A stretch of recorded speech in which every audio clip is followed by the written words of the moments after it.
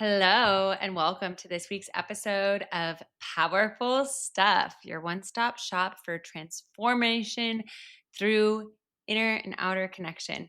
And this week, following the gate of Lion, the Lionsgate portal, the LGP, and the full moon after to release what was no longer aligned, I wanted to talk this week about what we are birthing, what we are fermenting, what we are pregnant with anticipation. And I wanted to actually open it up by sharing my story around pregnancy. I had announced it a month ago and publicly, and wanted to use today as kind of like a pregnancy vlog, if you will, but also with some of my musings around surrender, acceptance, trusting the journey, enjoying the journey, even when each part, can feel like it comes with its own sets of excitements, of worries. And of course, this is my very personal experience. Each woman, each pregnancy journey is so different. Each fertility journey is so different. And just anyone who is on the journey of bringing life into this world, is hoping to bring life into this world, is bringing life into this world, like my deepest honor and celebration of you, and also anyone who is living life. Not all of us want to bring life into this world, but those of us also living life to the fullest. We all came from life and are doing it in the most magical, unique, most powerfully us way. So, that being said, even though today will be kind of a more anecdotal, personal story of my pregnancy journey, things that I found helpful for myself, I also want to tie in some lessons around the journey of being pregnant with whatever we want to create next, whether that is metaphorical or literal. And yeah, like I said, each journey is so personal, so different. So what I share is like my unique experience. Things might look completely different for you, for the next woman. So yeah, just want to preface this episode with that. And then we'll do a little meditation around surrender, around acceptance, around what we are ready to, birth into this world, so to speak. So with my pregnancy journey, and I'm like jumping ahead. I'm 20 weeks. I'm 19 weeks pregnant. So the baby is the size of a zucchini, according to my Ovia app. And it's so funny because each week it'll be like, it's a pomegranate, it's a celery stick. And you're like, is it round? Is it skinny? Which is it? I need to know. But yeah, so Spencer and I had always loosely talked about starting the parenthood journey in March once we get back from our 5-month sabbatical. Well, it wasn't really a sabbatical because we were working during the time that we were in South America, Peru, Bolivia, Brazil, Puerto Rico, Panama, Mexico for our friend Alex and Pubbin's wedding, and then back to LA. So we were already, kind of thinking that we would start the fertility journey in March. And once we got back, once we kind of were a little bit more grounded, um, but I'm so glad that we had those 5 months to really be alone with each other, with ourselves. Because as I might have mentioned in past Powerful Stuff episodes, those 5 months leading up to parenthood were super, super powerful for us as a couple. We had a few fundamental things in our first year of marriage, our first year rite of passage, I like to call it, where it's like, you're like, okay, I say forever. And now your inner child and their inner child are like, okay, you said forever. Do you mean it? I'm going to show you my deepest patterns and let's see if you stay. So I feel like last year was a super big kind of chiropractic adjustment energetically for some of those patterns that we were working through together. And then when we were traveling together, there was no, friend I could just go get a coffee date with, or if I was feeling annoyed at Spencer or vice versa. We really had to kind of sit through the shit and break down to break through. We still did our couples coaching sessions and we talked a lot about working through those so we didn't bring those things into parenthood, which I found to be really powerful to kind of know. Of course, when you're in any set of your journey as a couple, there's always going to be things that happen. But these were a few kind of bigger things that I'm like, it would feel really good to sort through these and have good alignment before we think about bringing life into this world. So we did that. We did our couples coaching. We did a couples offsite as well with our couples coach from Gottman, which I can't recommend the Gottman method enough nudge. Shout out to our friends Jake and Hanata who introduced us to the Gottmans. Now we have a Gottman coach, and then I also officiated Jake and Hanata's wedding last weekend, and I used the Gottman sound relationship house theory to structure the officiation speech, as I might have told you guys last week. Anyhow, so we were kind of getting in that headspace, and sometimes I was like, will I be ready? When is it the perfect time to have a kid? And the discussions that I've had with my friends are like, it's never the perfect time. You kind of make it the perfect time by, taking decisive action. And I had told one of my friends who already has a 2-year-old, shout out to my friend Sarah, who is really the trailblazer for our friend group, because it's great. I feel so grateful to have so many friends who have already been pregnant, who have kids, who have been such incredible resources for me right now in this time of life. And God bless the ones who go first and who figure it out and give us all of their knowledge and wisdom. I'm actually also wearing my Pregnant Girl Summer t-shirt right now as I record this episode. So all of that's to say, we were thinking about it, and I also had like, oh, well, maybe when I hit this benchmark in my career, then we can get pregnant, right? The when then. But Sarah actually said something really insightful, which I love, which is, being pregnant actually, and having a kid actually sharpens your focus with your career. And obviously your career doesn't need to stop or plateau when you give birth. Of course, things will change and you might slow down, or you might make a choice to do, um, you know, kind of a career pivot or kind of shut down for a certain amount of time. But she's like, actually, it makes you even more focused in terms of what you want to invest your time in. And if there is a career goal that you want to hit, you're even more clear on what that is and why, because anytime you're working on your professional stuff is time away from your child. So you just have much more perspective and opportunity cost. And like, it helps you even more shed the shoulds. And so that was really insightful and powerful. And I've seen it with many friends that they actually have incredible career breakthroughs after they have kids. And I got to see it with my mom too, being an astronaut and going up into space a year after I was born. And also with my grandma, who after her kids left the nest, like when they were adults, she got into city government politics in Queens, New York, and worked her way up to be borough president of Queens for 20 years. And that was in her 50s, right? So I've just had many great examples of, women where that's been the case. And also many great examples of like incredible stay-at-home moms who have dedicated their life and journey to raising the kids. And both ways, in any way, is incredible. But that was kind of a question that was personally on my mind for my career stuff. So I talked to Sarah, and like that kind of helped remind me of the, not getting into the when then trap, but like really just trusting in the timing of it. And then another friend was also like, pregnancy is honestly so long. Like, so if you feel even 30% ready, you might as well just like start trying, because you don't know how long it will take. And also, like, once I was 4 months pregnant, I was like ready for the baby to be there. And I thought that was such good advice, because especially now being 4 months and 3/4 or 19 weeks, I'm like, holy shit. Like, I feel like I've been pregnant for ages. And I'm sure, like, I can't even imagine my friends who are like 38, 39 weeks now. Cause I'm like, whoa, I'm just halfway there. It's crazy.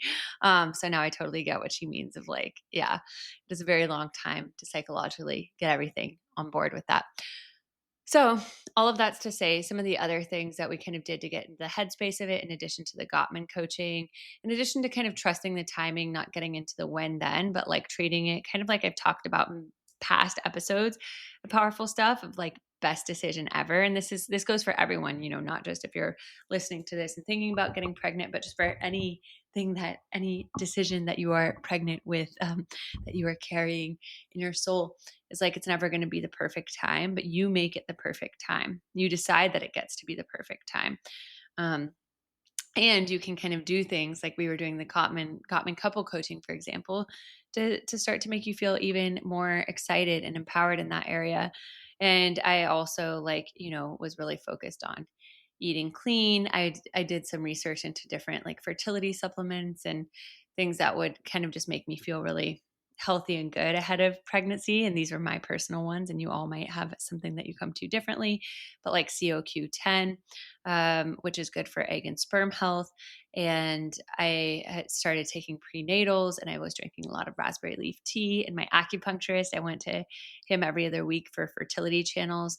And like he told me to eat a lot of blood boosting foods, like a lot of red fruits and like strawberries and red kidney beans. And my husband, avoided sauna because it decreases sperm motility for men. And so we were kind of doing these things, just like both of us, eating super clean, getting in that mindset for the fertility journey. And so when we did gratefully find out that we were indeed pregnant this spring, it was such a cool moment in our relationship, kind of to think like, wow, like everything's going to be different a year from now.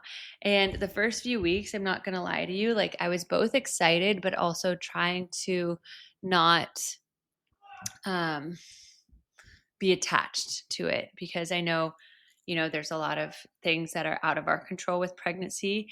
And I know that, in the first few weeks of pregnancy, it's a very exciting time, and you want to have highest hopes, but also sometimes it doesn't work out. And so I kind of found myself in a mix of like feeling excited, but also kind of feeling like cautious or tempered, and also starting to do a lot of meditation mama. She's this woman on Spotify podcast, shout out Meditation Mama. She had a lot of first trimester meditations and meditations around releasing anxiety because of, I had spotting in my first trimester, which is where you see blood, which is always a little unsettling. And allegedly 20% of women experience spotting. I didn't personally know anyone else who had. So kind of based on something that I talked about 2 years ago, where I had to get a DNC and had unexpected blood, it just brought up these re-triggered feelings of like this complete loss of control. So the first trimester, even though I was very excited and very grateful for our fertility journey, I also felt like I wasn't fully allowing myself to sink into it. I always felt a little on edge seeing the spotting. And so I had to do a ton of my own coaching work, a ton of my own tools on myself to really manage that anxiety. I was going to acupuncture, I was doing these meditations every day, I was talking to the baby. And then another thing that I did, which I encourage all my clients to do with things that can feel out of our control, right? If there's other circumstances or people at play, is a deepest fear inventory. So I did a deepest fear inventory, which was really hard.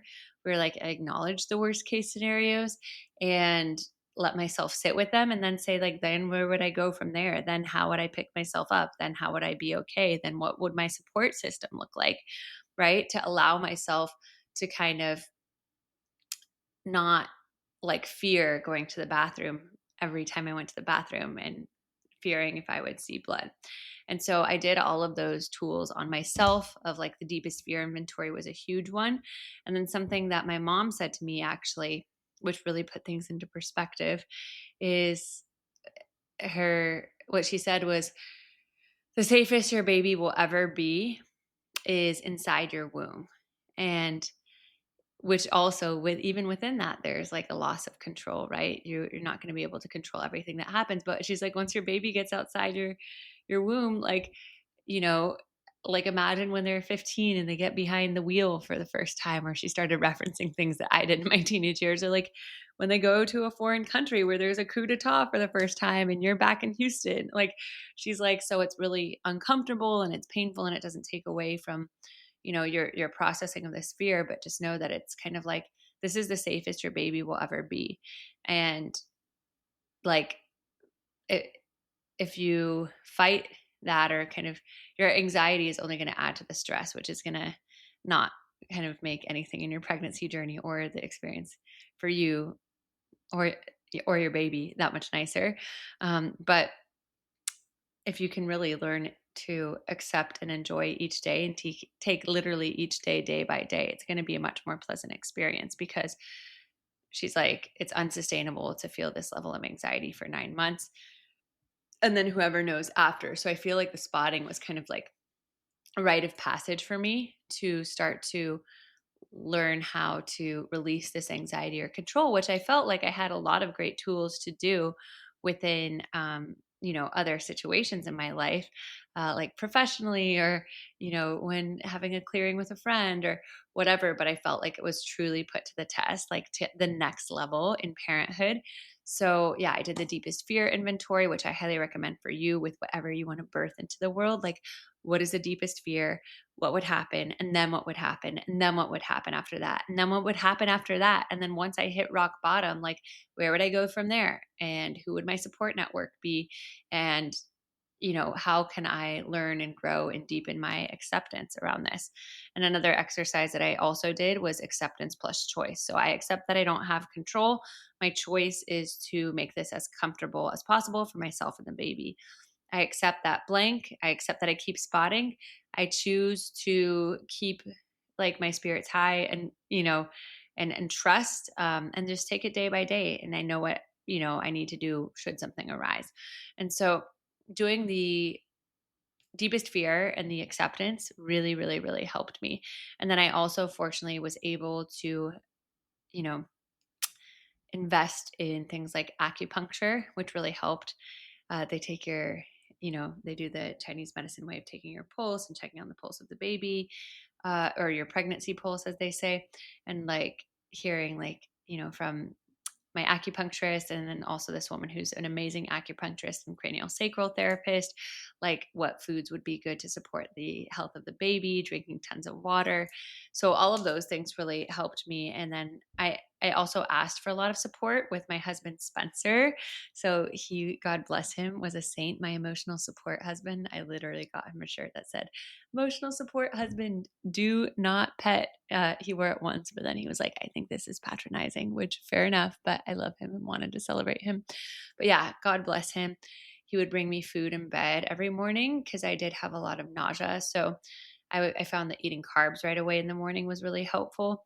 And he made me ginger tea in the morning. He got me a pregnancy a pregnancy pillow, which is so massive. And my friend, who was like, she's literally 20 weeks further than me, I was like 10 weeks or something when she saw it, and I just had like barely a bump. It kind of looked like a bloat. And she's like, I'm like however many weeks, like 25, 30 weeks. She's like, and I don't even have a pillow like this. Anyways, um, Spencer was really great like that. He talked to the baby every night in the womb. He came with me to all my OBGYN appointments. And so just like asking him for support and what that would look like for me was really helpful, and kind of checking in each day, because in pregnancy, like the mood varies each day. And yeah, that was really, really helpful. And then I also, in terms of the nausea, got the acupressure bands and had a lot of gingins and preggy pops, which helped with the nausea as well. And just like eating small meals often also really helped. But so that was kind of my first trimester journey with the spotting, with the surrender, and then also just talking to a lot of other women who had been pregnant, who had gone through their own journeys, their own fertility journeys. Some women I talked to had experienced pregnancy loss. Some women who I talked to maybe knew someone who knew someone who had spotting. So like all of these conversations were really eye-opening and helpful. And it's like, I think the power of bringing these things to light is then we feel like less alone in them. And so I really leaned into like the vulnerability of that support network of friends who have been through it or who were just there for me to, you know, lend a, lend a, I was like, lend a helping hand. Like, what are the words that I'm looking for? And so after the first trimester, I felt like I was able to exhale a little bit. I had, yeah, quite a journey. I got a bacterial infection, which I think was kind of leading to some of the spotting, but got it looked at a OBGYN in St. Louis when I was there for a wedding. And then after I got treated for that, the spotting started to clear up. But something that I learned during that process and getting treated for the bacterial infection is like, if something feels off, like you can never over communicate with your OBGYN, or your intuition kind of always knows. And so I felt like there was kind of some funny symptoms that were going along with the spotting that other um, pregnant women hadn't, hadn't experienced. And so I kind of was my own medical sleuth on ChatGPT. And of course, ChatGPT is not like precise and perfect for everything, but it did recommend that, oh, it could be this bacterial infection that's causing like your skin to shed, which could be leading to some of the spotting, because it was all the guys. This is so TMI, but I feel like we're here in the pregnancy pod together. But yeah, it wasn't from my cervix. It was like from my vaginal wall. So anyways, the point of that is like, if you if you see something, say something. But in this kind of journey, trust your intuition, and trust when you want to speak up, and trust in your ability to advocate for yourself and not just take things at face value, because it was something that like doctors hadn't caught in my like checkups each month before. And then when I asked for a test and I got it, it came back, and lo and behold, it was the bacterial infection, and I got to be treated for it, and it helped the spotting clear up. So then we enter into the second trimester, and this summer I had a crazy summer of so much travel, like so many great friends' weddings, St. Louis, Sweden, the Catskills in Brazil. And I found myself feeling kind of apprehensive about all the travel. Like I was very, very excited to be celebrating all my friends, but yeah, a little bit apprehensive about the travel. So I've definitely excited to root down the second half of the pregnancy. But during like that time of travel, I yeah, have learned so many things. I travel with my own little apothecary now, because when I went to Sweden, I didn't have any of these things that you can get over the counter in America, like Tylenol PM, for example, which kind of helps with the jet lag and is like okay for pregnant women, and like maybe better than some other sleep aids. According to my OBGYN, again, check all your information, might be different for you. But yeah, so I kind of, after Sweden, and I like had horrible jet lag, and then I got back from Sweden, and what I also learned is your immune system is a little bit weaker in pregnancy. So I caught a cold, and it lasted for 2 weeks. And then Robitussin was like my best friend during that time. It was funny because I was entering into the second trimester. So part of me was like excited and relieved, but then I was like, this is the worst I've ever felt, the most nauseous, the most jet lagged, the sickest. And I was like, okay, we out here, we in this, like leaning in. And then when I went to Brazil, New York, I had my like little traveling apothecary of like pregnancy safe cold and flu medication. And yeah, Tylenol PM, et cetera, et cetera.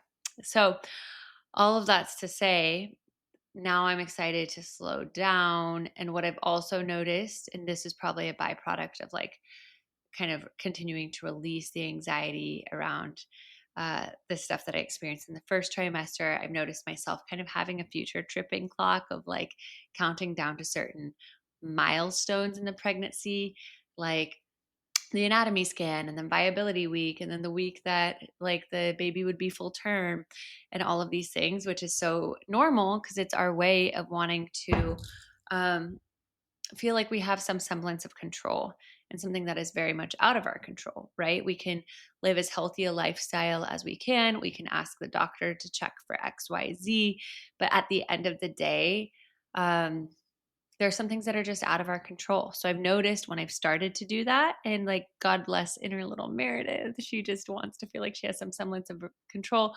But when I've noticed myself start to do that, I'm like, okay, time to go back to like the acceptance and the gratitude. And I've really doubled down on the gratitude for what is. I'm grateful to have made it this far. I'm grateful to have like friends that have supported me. I'm grateful that, Spencer and I have had like so far a really, supportive and wonderful fertility journey. I'm super, super, super fucking grateful for that. And returning to all the things I am grateful for, which helps me slow down and be in the present moment versus kind of like future trip of all the milestones that I want to work toward next. And I also reminded myself, Meredith, this is like your last time you will be a maiden ever. Like once you go through birth and become a mom, like you are transformed forever. And this is your last time with like just you and inner Meredith and Spencer and inner Spencer. And of course you have your son, which I have to tell you guys about the gender stuff too, but you have your son, who's growing inside of you, and I connect with him too. But this is like the last time, he's not, yet on this side of the belly. And so what a special time to savor with yourself and to savor this moment of growing him and connecting with him and growing life. And so I coming back to gratitude, and then I also write myself a letter from like um future Meredith as like the last chapter of maidenhood, and to like savor this special time with myself. And that's also really helped me slow down and enjoy this part of the journey versus kind of just looking ahead to the different milestones. And when we do that, it's like we're able to actually relax into the journey more, which also actually helps ease the anxiety and the stress, which I'm, as you guys know, so I don't want to say guilty of, because it's so normal to be doing this in pregnancy where you're going through all these hormonal swings. But yeah, it's just so common. And so those are some of the techniques I've been using, of just like incredible amounts of gratitude for what already is, where we already are, our support network, um, and like letters and messages from future Meredith asking little Meredith what she needs, and then doing these meditations that connect with our son, and having Spencer talk to my womb. And all of these things have been really, really, really helpful in like reducing stress and going for like long pregnancy walks.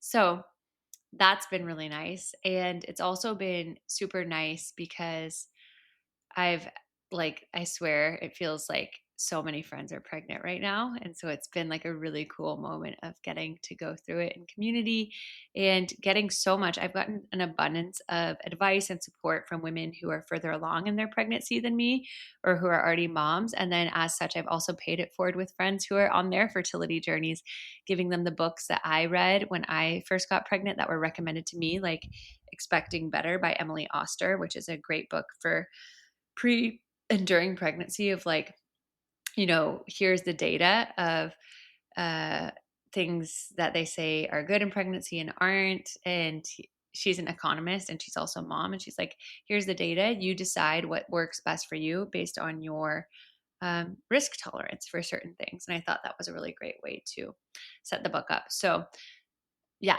I've loved being a resource for friends, because like so many friends have been a resource for me. So it's this really cool kind of like support group of paying it forward and being each other's support, cheerleader, etc. So circling back, just a little gender thing, and then talk about kind of like how this ties into all of the stuff that you might be birthing on a metaphorical level. And we'll go into a little meditation. If you made it this far, thanks for hearing about the pregnancy journey. It's been so fun to share it with you guys. So yeah, at week 12, we did the NIPT test, which tests for genetic disorders and also the gender. And I already kind of had a feeling it was a boy, because my friend Alex Keller, shout out Alex, an incredible Reiki master and psychic, God bless her, happened to have a layover in LA when I was 7 weeks pregnant, right as I had experienced some spotting. And she did this really soothing Reiki meditation on me and the baby, which I can't recommend if you have the means to do stuff like Reiki and acupuncture to really prioritize your mental health during the pregnancy. And also, if you don't have access to that, like Meditation Mama, some of these free podcasts on YouTube and Spotify are just really powerful. So Alex did that, and she's like, I'm feeling like a boy spirit coming through, like ready to come through. And then this other woman, Gail, who I do my acupuncture and craniosacral therapy with, who's incredible, also kind of got the feeling that it was like a boy. And again, with these pregnancy pulses they do in Chinese medicine, they can oftentimes tell if it's a girl or a boy based on the pulse. So I kind of had a feeling already, but then Spencer and I were in Sweden, and I got the results back. And I actually didn't look at them. And I said, Spencer, you look at them. I want to be surprised, so you can plan a cute surprise for us one day in Sweden. And we can do a little like just gender reveal with the two of us. And he's like, okay. So he looked at them. And then like 15 minutes later, we were chatting. And then he says, something, something, something, our son. And I was like, what? And he like covered his mouth and he started laughing, because he realized that he just let the cat out of the bag, but that's okay. I kind of already had a feeling, but what he did do after, which was super sweet, is he got a little blue baby boy onesie. And when we were in our little cabin doing our couple's offsite in Sweden, got he gave me this little bag and I opened it and it was like the little blue onesie. So we still had a sweet moment celebrating our boy. And as I did in my Instagram post, so we did an Instagram post when I was like 17 weeks announcing the pregnancy because I wanted to, each person kind of decides when to tell people at their own time. I tell a lot of people in person when I saw them, but waited to kind of publicly announce it. Yeah, until getting into the second trimester, which was my kind of personal choice. And everyone has their different timelines when they want to share. But we did our song Chosen. So we wrote a song when we met each other, like You Can Be Free and Still Choose Me. And it was all about our love story. And we actually sang it at our wedding. It's like, if this is how it has to be, then I'll make sure that we stay free, we stay free. Anyways, we wrote another verse and then we sang it playing guitar on Venice Beach, and Spencer was holding the ultrasound, and it's, yeah, very cheesy, vegan cheese, very cute. And that was our pregnancy announcement. It was like, 3 years on, I'm still your lady. Now we're having our first baby. They'll be here this next January. Anyways, in case you guys were wondering, if you didn't see it on the gram, that's how we did it. It was very fun. It's very cute to kind of like celebrate these milestones. And yeah, that was kind of how we announced it. And I think it's been just like really special, not just for me having a community of friends that are having babies at the same time, but also for Spencer.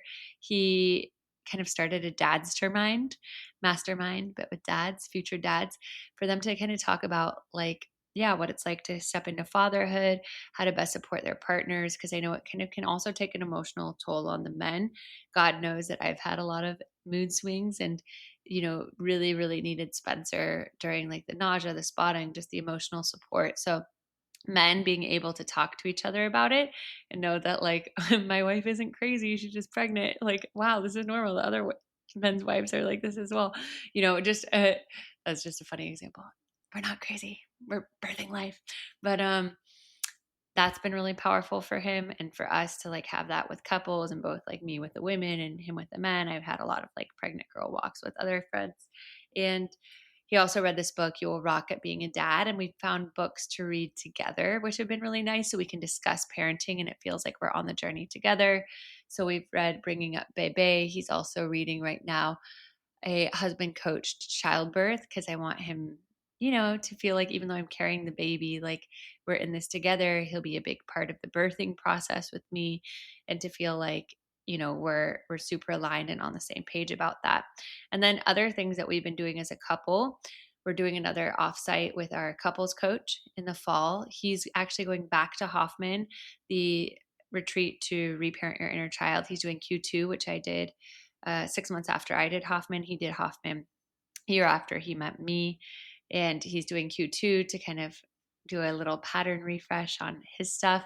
And then we also, when we were in Sweden, did a couples offsite, and we'll probably do another one in October, like a little baby moon, celebrating each other, acknowledging each other, talking about, how we want to be as parents, how we can support each other, talking about our financials and expectations around like the house and responsibilities once we have a baby, which we did when I first got pregnant. Like we have a fair play where we divide up house responsibilities, but especially during the first trimester when I was really sick, he took up some of my responsibilities, like taking out the trash, for example, and really stepped up there because I'm like, doing the heavy lifting of the carrying of the child, so to speak. So having these conversations are super important with your partner so you don't feel resentful, especially like, there's only so much guys can do when the woman's carrying the child. So yeah, and this goes for any project you might be birthing, right? Or birthing with a co-founder or partner, like having these conversations and being super clear whose responsibility is what, and just being fluid and allowing that to change and asking for what you need.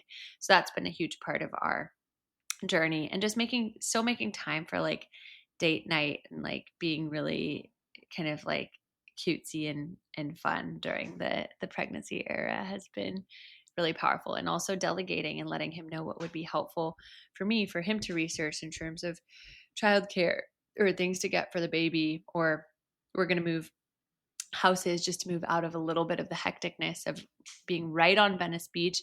So yeah, just kind of delegating these things. And so all of that's to say that has been really powerful. Now we are at week 19. We have our anatomy scan next week, which is really exciting. And it's just been really fun. I'm trying to think if there's anything else I want to tell you guys before we go into some tactical steps and a little meditation. But yeah, other books that I've enjoyed, Bringing Up Bebe, which has been recommended to me, The French Style of Parenting. So just kind of like, yeah, how French how French people, it's like this American journalist who raises her kids in France, and like the differences between American and French style parenting and the kind of relaxed nature of French parenting, which is a fun read. I've read Birthing Without Fear, which is just kind of an educational birth book, Like a Mother, which is this book empowering, women and men about like the just power of women's bodies and like the history of birthing and pregnancy, just like education. So that one's hard to explain, but I'm enjoying it. And I read Expecting Better. I'll probably read Emily Oster's other book, Crib Sheet, which is like the newborn version of Expecting Better, of like, all the stats and data around like different things done with newborns. And again, leaving it up to the parent, the reader, to make their own decision. And then outside of that, I've really just tried to continue to check in with like, yeah, the energy, the spirit of my son through like placing my hand on my womb and meditating, and also in the Lionsgate portal, tapping into the feeling of what it would feel like to really be relaxed, enjoying every day of the pregnancy. And how can I enjoy that right then and there? And how can I feel really connected to my son and also inner Meredith and inner Spencer, and really feel like, I feel supported in this journey, and thus am able to support my son, and thus am able to um, show up for, everyone else in my life. And I'm also working on slowing down. I think when we're birthing anything, and I'm also birthing new things in my coaching practice as well, like this kind of last few months marks my last time I'll ever be leading the upgrade in a 12 session online format. In the future, it'll be live sessions. So also like mini, which I'll say at the end again, but mini shout out if you have the ping to do the upgrade, if you've already done the upgrade but want to do it again. This is the last high touch, deeply intimate container I'll ever do it in. And then I'm really leaning into live experiences and speaking around transformation through connection. So I'm slowing down to start to listen to that voice of what I want to create next there, what I want to birth next there.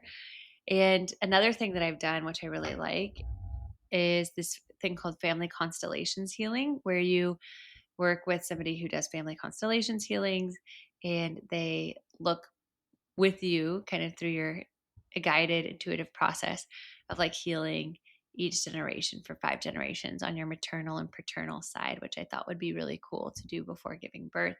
And this healer, who's also amazing, guided me through a root meditation. So like when we pray, we're kind of sending prayers up to the sky, and which is kind of like, Father Sky, God, whoever you might believe in, source. Sometimes it can feel like it has a little bit of a masculine energy, sometimes not.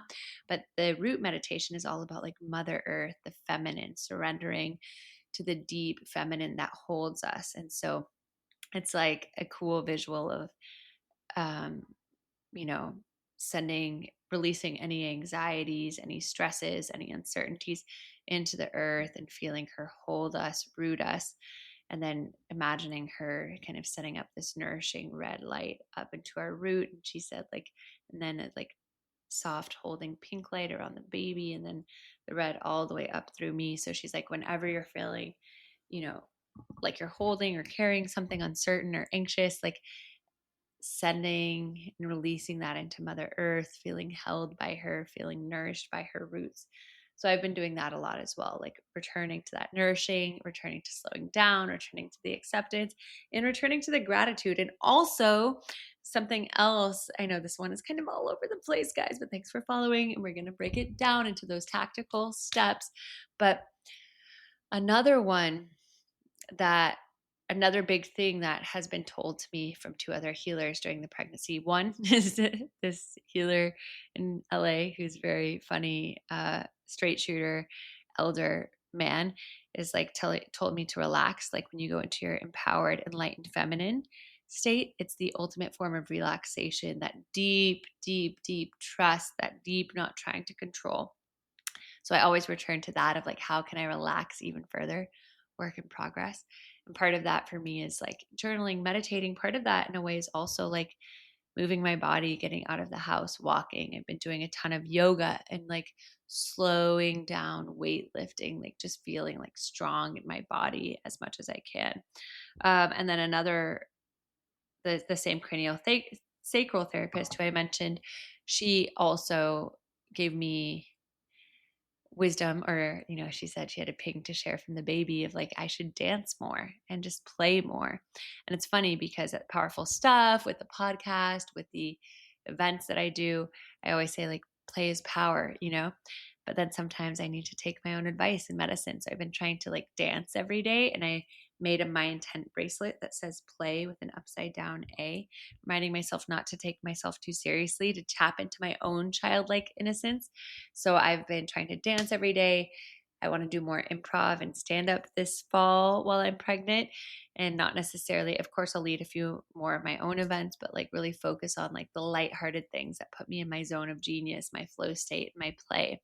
So that's been another thing. Playing, relaxing, gratitude, acceptance of what is, releasing, and kind of trusting and staying connected to the vision of what you're building, what you're birthing, and what that vision is, how it will feel like on the other side.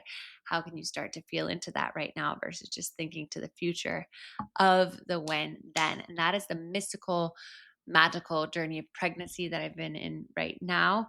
And I hope just hearing my journey maybe spark something for you, whether you're in your pregnancy or fertility journey, whether you're not and you're pregnant with excitement about a new business or community or move that you're launching or stepping into, and just like trusting in the short, but long time it takes to grow, right? Pregnancy is 9 months, but it can feel like ages. But also, so much can happen in 9 months. I know people who have made career pivots in 9 months or moved cities and found community in 9 months.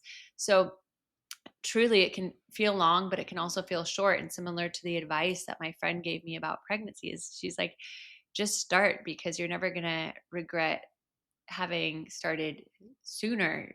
Like, and once it's underway, you're going to be like, oh wow, I wish like I have so much time to get on board with this, or I wish I started sooner, or whatever it might be. But like her basic thing was like, you'll never regret starting. And so with whatever it is for you, my hope for you is that you feel empowered to just start and to trust that the way will become clear. And even if you're like, oh well, it's going to take 2 years to build this, or to climb this professional ladder, or whatever it might be, like I said, it doesn't have to be pregnancy, that you're inspired to just start, and to start being like, who is that me that's acting as if, right? What are the intentional actions I can take to start to step into that, kind of like Spencer and I were doing with our pregnancy prep, both on the physical level with like the supplements, with the nourishing things for our bodies, and also the emotional, like the stuff we were doing with Gottman, the intentionality around like wanting to shift into that chapter. And then once you are building that thing, whether it's pregnancy or something else, it's like, how can you surrender control? What am I trying to too tightly grip to? How is it causing me stress or anxiety? And can I do my deepest fear inventory? What is the deepest fear? How would I handle it? How can I remind myself of all the times that I've gotten through something hard, something didn't work out the way I wanted to, maybe something was devastating, and I'm still okay on the other side? What other evidence, what other proof do I have that that's the case? And reminding ourselves that gives us so much reassurance. Like when I did that and brought forth, that traumatic experience I had 2 years ago, which was horrible, and I didn't have control over my body. I still reminded myself I got through it and I was okay. Like it sucked, but I was okay. So that helped me relax and release a little stress, and also that acceptance and choice, right? What do I accept? What is my choice? And the gratitude of the present moment. How can I be grateful for what is? How can I be grateful for all the things that have already gone my way? And that is powerful.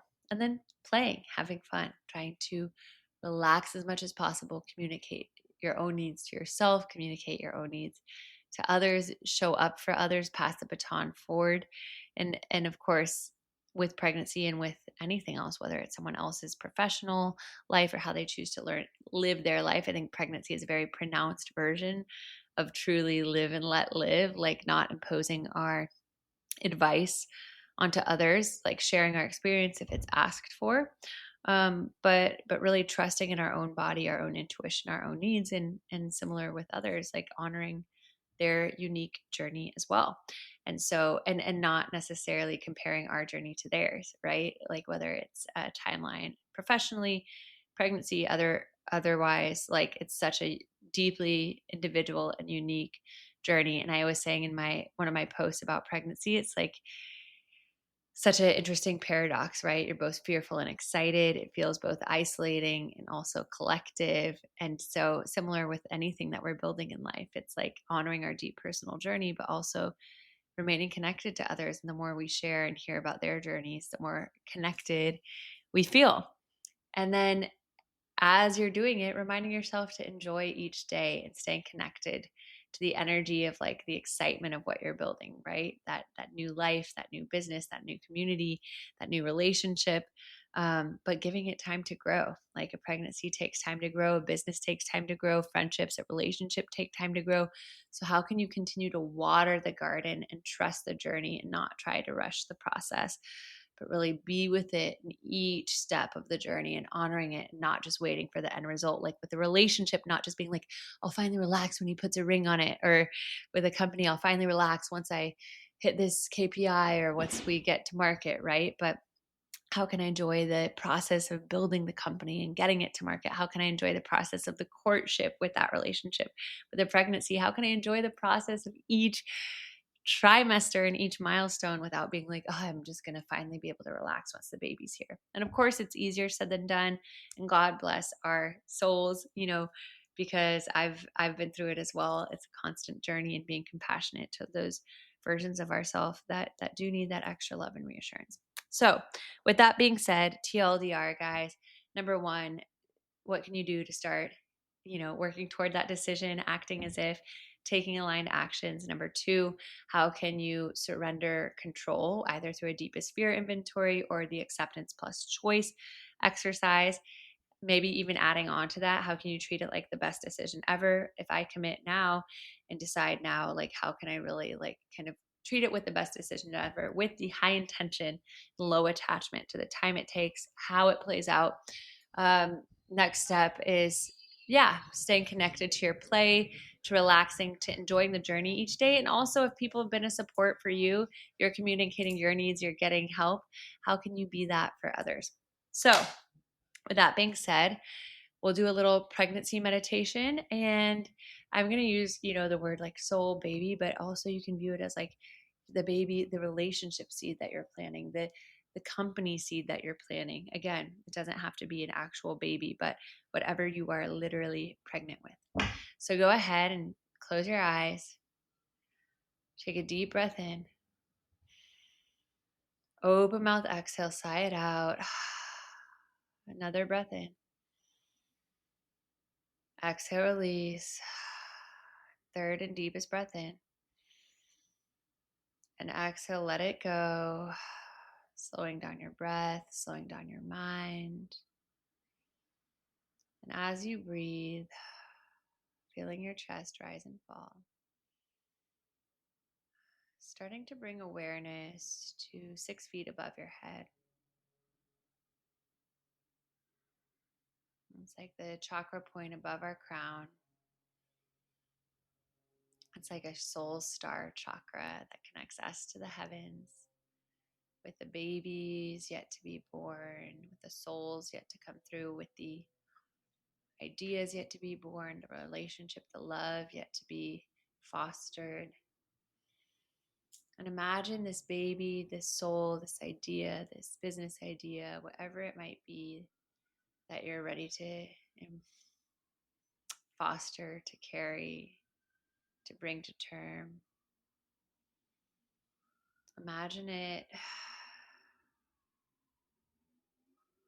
really choosing you, being like, this is the person I'm ready to enter, to see through my mission, my journey. This is the perfect person to incubate me, to foster me, to mother me, or to father me. And imagine you and this soul, this idea, this love. Imagine it choosing you and coming through from the sky, from the heavens, through this chakra portal, entering into your crown, connecting with your crown, your aura, coming down through your third eye, your throat, your heart, your navel, and coming and dropping all the way into your womb and rooting into your womb. I'm just feeling such a peace as you merge with this soul who chose you at this time, having been through everything you've been through. Everything you've been through, the good, the bad, the hard, is perfectly prepared you to be the perfect home for this soul. Breathing into that, feeling this soul, this thing start to grow with you. Your baby rooting in. As you feel it rooting in, feel that send this beautiful energy down through your root all the way to core of Mother Earth. So as you're breathing, you're feeling the support from Mother Earth lifting you, and you're feeling the calling from the heavens, from the soul portal coming through, connecting you both to Mother Earth and Father Sky. And as this baby grows inside of you, just trusting in your wisdom, of carrying it, of loving it in whatever way, shape, or form that looks like for you. Whether it's a literal pregnancy, whether it's an idea, whether it's also carrying a baby but in a different fertility journey, the IVF or adoption or surrogacy, but just feeling the perfection of your metaphorical womb, of your literal womb.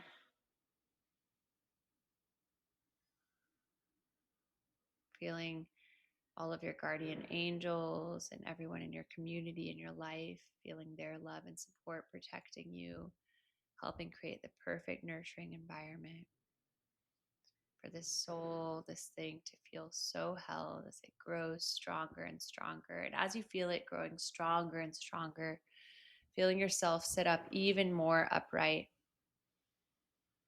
surrendering even more deeply into Mother Earth, any fears, worries, anxieties about its growth, but just opening up like a lotus flower, creating the most nurturing environment for whatever needs to unfold. Just such a deep trust that you're doing all that you can, and that what's happening now is perfectly and divinely aligned. And just surrendering any more remaining anxiety into the earth, feeling it transformed into this golden light that supports you even more deeply. And as it supports you even more deeply, feeling even more gratitude for this honor of this experience in this moment, for this process with yourself, the others involved in this, with this soul, this thing that chose you. Just feeling in power of your own body, in awe of your own body, your own womb, your own intuition, your own heart. Sending love to this thing for choosing you, sending love to your support system, sending love to yourself.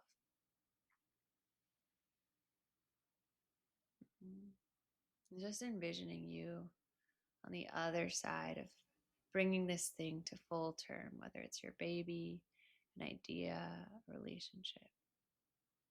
Just getting a glimpse of that you who's already on that side.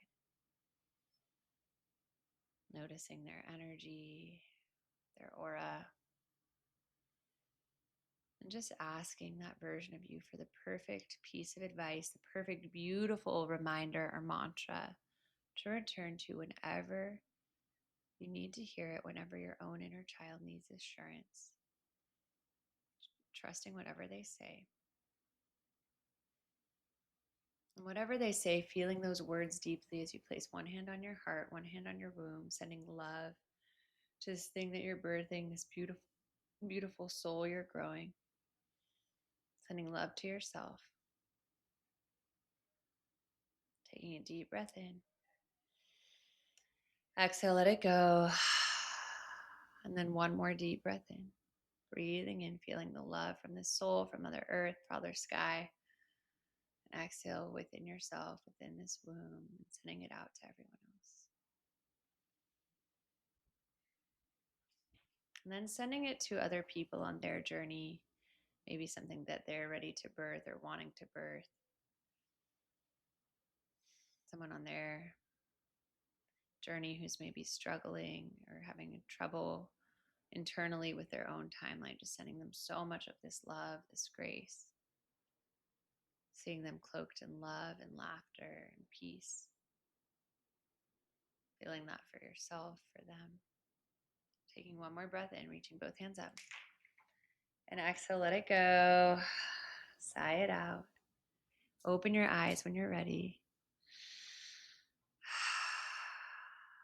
And then when you're ready, maybe write a letter to yourself as that future omniscient you who knows that everything's unfolding perfectly.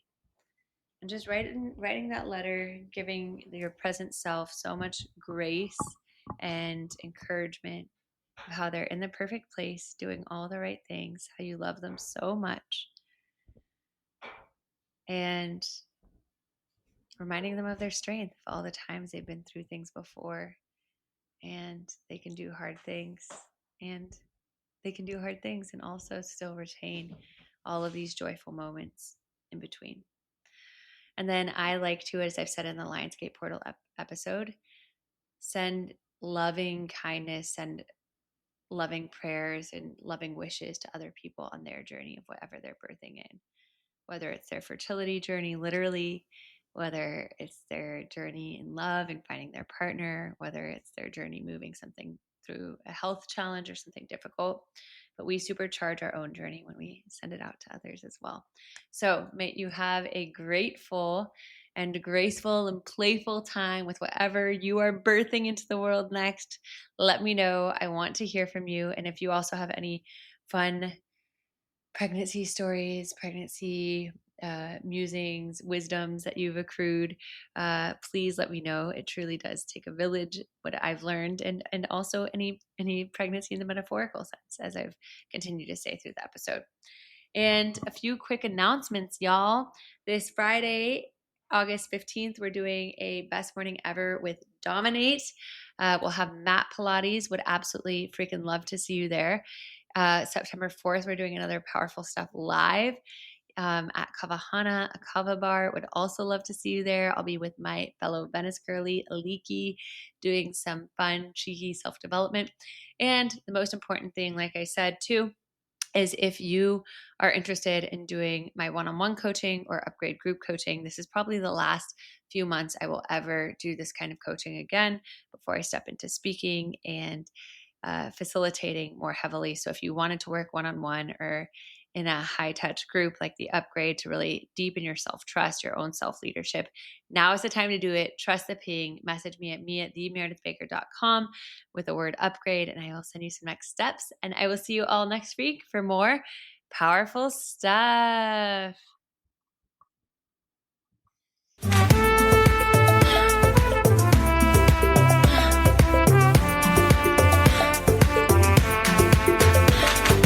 Hey, you. Thank you for coming on this powerful journey with me. I hope it was as powerful for you as it was for me. And if it was, it would mean the world to me if you rate, review, and subscribe to Powerful Stuff so I can keep bringing you the goods. We can keep going on this transformative journey together. And if there's powerful stuff that you want to share with me, with the Powerful Stuff community, tag us on Instagram at That's Powerful Stuff or The Meredith Baker. And I look forward to seeing you next week.